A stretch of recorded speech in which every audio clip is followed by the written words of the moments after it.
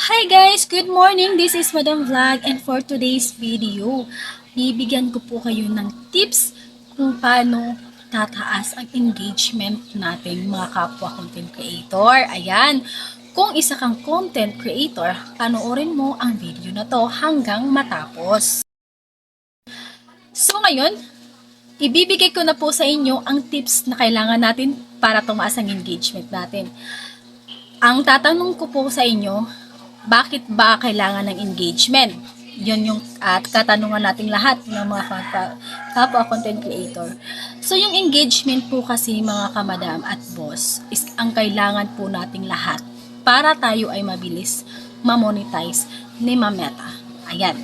So engagement is the key po talaga sa lahat. Sa lahat po ng kapwa natin content creator, ito po ang tips nila. Nakita ko lang po ito sa kapwa content creator natin.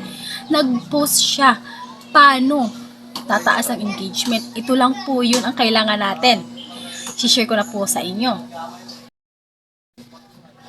So ayan mga kamadam at boss, ang kailangan lang po natin sa lahat ng mga post natin dito, video man or mga picture, ang kailangan lang po talaga natin pala is ang heart reaction.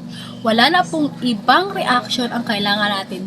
Dapat is heart or ang love lang talaga po ang i-react natin. So, ayun, di ba? Ngayon ko lang po ito nakita sa mga kapwa content creator na ito pala ang solusyon ng ibang content creator para tumaas. Ayan. So, sana ay nakuha nyo to ang tips natin ngayon. So, kahit anong video o kahit anong content pa yan na pinost nila, ang kailangan lang po natin is ang heart.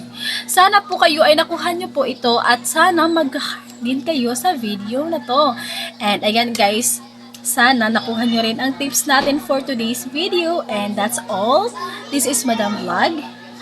Good morning!